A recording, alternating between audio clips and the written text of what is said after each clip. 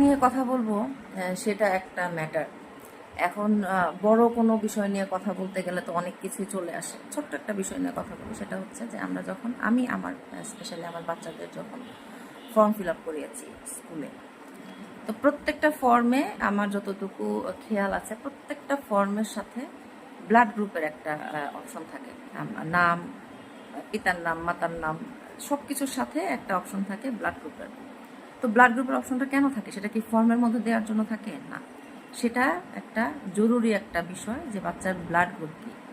Blood গ্রুপটা আমরা ওখানে মেনশন করে দিয়েছি। সেটা আইডি কার্ডে কেন নাই? বাচ্চার ফর্মের সাথে বাচ্চার বাবা মার ফোন নাম্বার যায়। বাচ্চার যখন আমরা ভর্তি করাই, নতুন ক্লাসে ভর্তি উঠে, প্রত্যেকটা ফর্মের সাথে বাচ্চার বাবা মার ফোন নাম্বার যায়। তো এই ফোন নাম্বারটা কি শুধু ওই ওই ইয়ার সাথে রাখার জন্য, আপনাদের ফর্মের সাথে রাখার জন্য? অবশ্যই না। সেটা বাচ্চার আইডি কার্ডের সাথে গলায় কেন থাকবে না? একটা এত বড় স্কুল, এত বড় কলেজ, সেখানে একটা বাচ্চার আইডি কার্ডে শুধু নাম আর রোল নাম্বার ছাড়া কিচ্ছু নাই। আগুন ধরে গেল, বাচ্চাদের আইডেন্টিফাই করা যাচ্ছে না, তাদের আইডি কার্ডে শুধু রোল নাম্বার আর নাম। কেন রে ভাই? ওদের গার্জিয়ান আপনাদের ফর্মের মধ্যে কি ব্লাড গ্রুপ, গার্জিয়ানের ফোন নাম্বার এগুলি কি আপনারা রাখেন নাই? তাহলে এই জিনিসগুলো কেন আইডি কার্ডে আপনারা ইনক্লুড করলেন না? এই প্রশ্ন কে করে?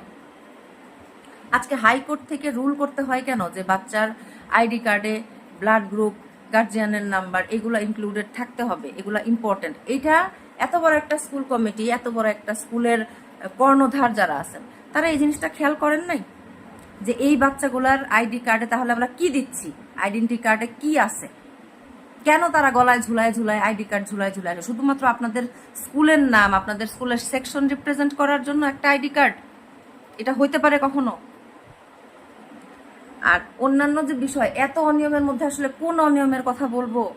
এত বেশি ডিজাস্টার একটা দেশে, প্রত্যেকটা সেক্টরে, প্রত্যেকটা ক্ষেত্রে এত বেশি ডিজাস্টার যে আসলে অনিয়ম একবার মনে হয় যে এটাই মনে হয় শেষ। এর চেয়ে বেশি মনে হয় আর অনিয়ম হইতে পারে না, এর চেয়ে বেশি মনে হয় আর বিপদ হইতে পারে না, হ্যাঁ, এর চেয়ে বেশি আর দুর্নীতি হইতে পারে না। কিন্তু না, আমরা প্রতি মুহূর্তে দুর্নীতির নতুন নতুন ক্যাটাগরি দেখতেছি, নতুন নতুন ক্ষেত্র দেখতেছি, কিভাবে দুর্নীতি করতে করতে একটা দেশকে একদম পঙ্গু করে ফেলা যায়। একটা একটা পার্লামেন্ট ভেঙে দেয়া হয়েছে, সেনাবাহিনীর হাতে ক্ষমতা দেয়া হয়েছে, সবাই কেমন জানি কার্টুন হয়ে গেছে, সবার বিবেক বুদ্ধি লোপ পেয়ে গেছে। এখানে এটা করতে হবে, সেখানে ওটা করতে হবে, শুধু হবে পর্যন্তই। ওখানে কোনো কাজ দেখি না আমরা, ওখানে কোনো মানে কেমন একটা জাতি আমরা, কেমন একটা দেশ আমাদের, যে প্রত্যেকটা সেক্টরে, প্রত্যেকটা জায়গায় অনিয়ম। আপনি কয়টা ঠিক করবেন? এর চেয়ে বেটার এটাই কি যে আপনি নিজে সতর্ক থাকেন। কারণ এইখানে দিনে দুপুরে, ঘরে বাইরে যেখানেই যান এই দেশে, আপনার জীবনের কোনো নিরাপত্তা নাই, আপনার সন্তানদের কোনো নিরাপত্তা নাই। সো সন্তানদেরও ওইভাবে ট্রেন্ড আপ করেন যে ইমার্জেন্সি সিচুয়েশনে কিভাবে নিজেকে সেফ রাখতে হয়, যে কোনো ইমার্জেন্সিতে কিভাবে মানসিকভাবে শক্ত থাকতে হয়, নিজের সন্তানকে সেভাবে ট্রেন আপ করেন।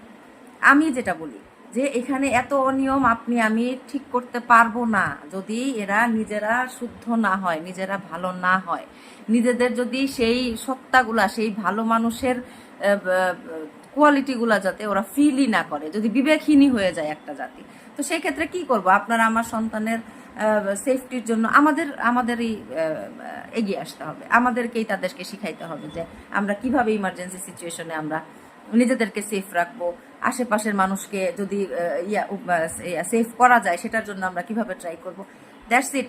আমার মনে হয় না যে আপনি আমি এই যে জুলাই আন্দোলন গেল, এই যে ছোট ছোট বাচ্চারা আসলো, এই যে কলেজ পড়ুয়া, ইউনিভার্সিটি পড়ুয়া, স্কুল পড়ুয়া বাচ্চাগুলা মায়ের কোল খালি করে চলে গেল, আলটিমেটলি আমরা একটা গভর্নমেন্ট বাতিল করলাম, নতুন একটা গভর্নমেন্ট আসলো, কিন্তু আলটিমেটলি কি দেখা গেছে যে ওই কার্টুনিস্ট গভর্নমেন্ট হয়ে গেছে, ওই সবার ওই বিবেক বুদ্ধি লোপ পেয়ে গেছে, ওই চেয়ারটাই এরকম, ওই জায়গাটাই এরকম যে এখানে আসার পরে সবাই কেমন যেন অমানুষ হয়ে যায়।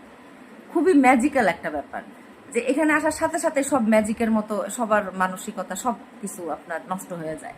তো এই জিনিসটা আমার মনে হয় যে আসলে আমরা যারা সাধারণ মানুষ আছি, আমরা যারা ধরেন দুই বেলা খেয়ে পরে বাচ্চাদের নিয়ে শান্তিতে বাস করতে চাই, বাচ্চাদেরকে একটা ভালো ভবিষ্যৎ দিতে চাই, এদের কাছে অপশন এটাই যে আপনারা নিজেরা সেফ থাকেন, নিজেদের সেফটি নিজেরা মেনটেন করে চলেন। আপনি দেশের কাছ থেকে এত বেশি কিছু আশাই করেন না।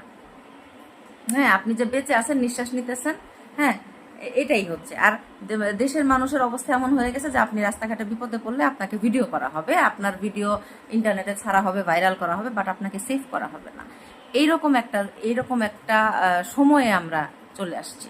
হ্যাঁ, এরকম একটা সময়ে চলে আসছি যার জন্য নিজের সেফটি এখন ধরেন শুনতে খারাপ শোনা গেলে হলে আপনি কারো কাছে যেয়ে কোনো সাহায্য পাবেন না, না প্রশাসনের কাছে যাবেন, না আপনি আইন আদালতের কাছে যেয়ে আপনি সাথে সাথে একটা ভালো সলিউশন পাবেন, আপনি কিচ্ছু পাবেন না। আপনি জাস্ট হ্যারাস হবেন, আপনি হ্যারাসমেন্টের শিকার হবেন, আপনাকে হ্যারাসমেন্ট করা হবে। এটাই এখন চলে আসতেছে এবং এটাই প্র্যাকটিস হইতেছে। প্র্যাকটিসের ব্যাপারটাই এটা। তো এটাই আমার মেসেজ, এটাই যে আপনারা নিজেরা সেফ থাকেন, নিজেদের সেফটি নিজেরা যতটুকু রাখতে পারেন রাখেন, আত্মীয় স্বজন সাথে যতটুকু করতে পারেন, যোগাযোগ করতে পারেন রাখেন। এটাই এটাই এটাই এখন আমাদের এইরকম একটা সময়ে এসে এখন এটাই বলতে হইতেছে। সবাই ভালো থাকেন, সুস্থ থাকেন। আল্লাহ হাফেজ।